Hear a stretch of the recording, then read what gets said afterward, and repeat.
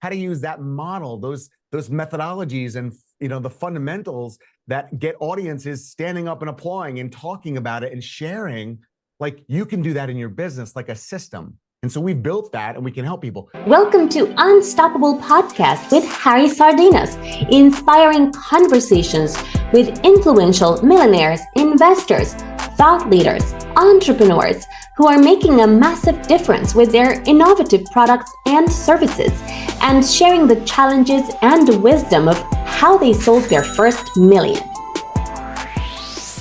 So how would you like to achieve your first million in sales? And today we're going to talk about how to grow your business and how you can get to that mark from 0 to 1 million faster. Today we have one expert joining us from United States. From Jason, can you please introduce yourself? Hey man, how are you? Thanks for having me on the show. My name is Jason Friedman. I'm a serial entrepreneur. And as I say, I'm a recovering theater nerd that learned how to use show business ideas and techniques and strategies to actually put those into businesses and help them grow and scale. And myself, I've grown over 10 businesses now. I've had success in 7 of them. One of them was a nine figures in revenue, and we exited that one. That was my big one, high 8 figures exit. And that allowed me to kind of retire, if you will, and start working with small businesses and entrepreneurs. Where's my passion? I want to help entrepreneurs have financial freedom. And so we teach strategies, techniques, and ways to help them remove the obstacles from their way, learn some of the things from the mistakes that we've made in our journey, and help them get from wherever they are to wherever they want to go as quickly and painlessly as possible. So excited to be here and talk with you today, Harry. That's fantastic, Jason. So tell us how you decide to become an entrepreneur. Why did you open your first business? Oh my gosh, my first business, it's very funny. I in New Jersey, in the Northeast, we get snow, right? A lot. That's on the ground. I know you're from Cuba, so you don't get a whole lot of snow there. But in New Jersey, we get a little bit of snow. And so as an 8-year-old, I went out and shoveled my parents' driveway, and they gave me $10. And I was like, what? Like, if I could go to everybody and get money for shoveling their driveway, I could make a bunch of money. So at 8, 9 years old, I started my first business. So I started going to the door, shoveling snow when it snowed.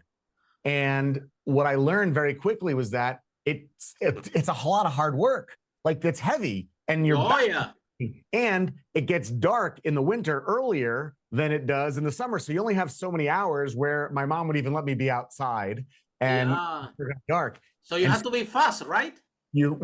Or you have to get your friends to work with you, right? And so instead of me going faster, I worked smarter, not harder. I enlisted a bunch of friends, and I offered them some money to help me. And all of a sudden, it turned into where I was the salesman going door to door selling it, and they were doing the shoveling. And all of a sudden, I had my first little business. Now, we didn't get to $1 million, but I started to learn how to create leverage. Yeah. Right? And I was, from like 8 to 12, like, we did this. We started doing lawns in the summer. We did snow shoveling in the winter. And, we made some good money, and we were young, like little kids.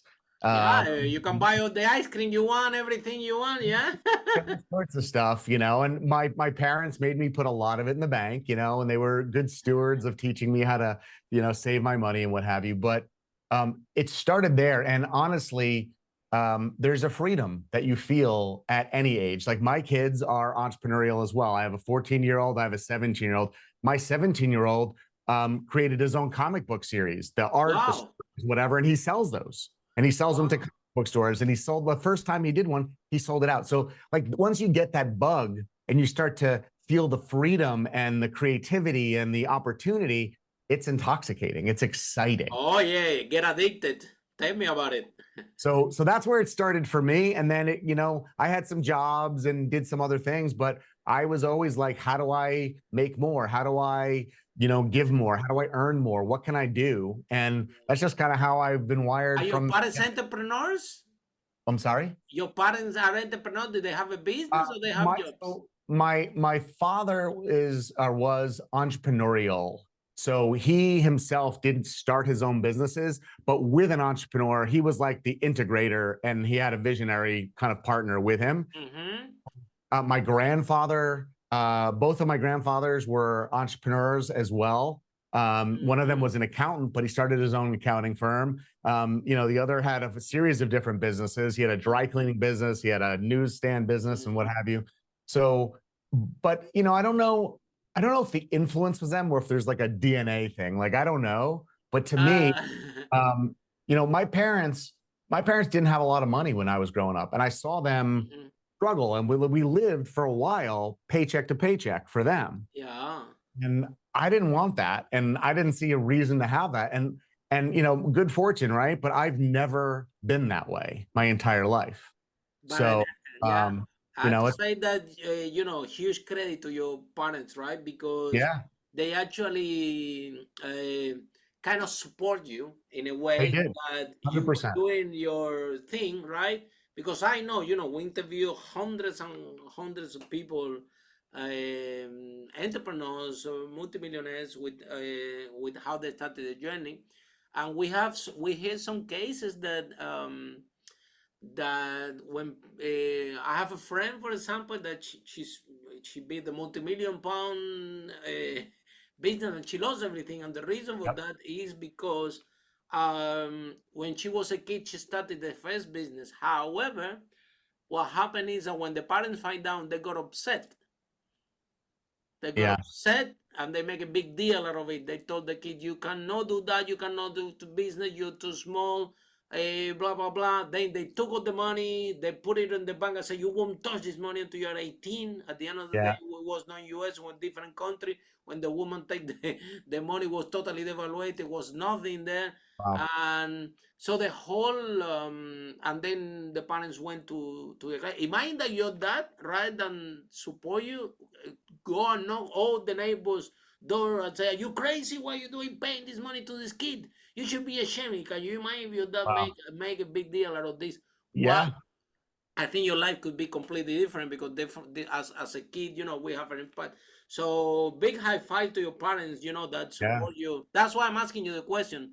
If they're yeah. entrepreneur or they have a way of being related with the entrepreneurs, so they knew that there was nothing wrong with what you were doing. That was Well, actually was good, right? I'll say to you this. So yes, yes, yes. When I was very young, they were incredibly supportive. And my mother, to this day, my mother is the most supportive person. I'm super grateful. She's the most amazing person I've ever known, and I love her to death. My father was on and off supportive, right? And tried in his own way. But I would say like I got lucky for sure. For sure. I got lucky in that department. Um, Yeah.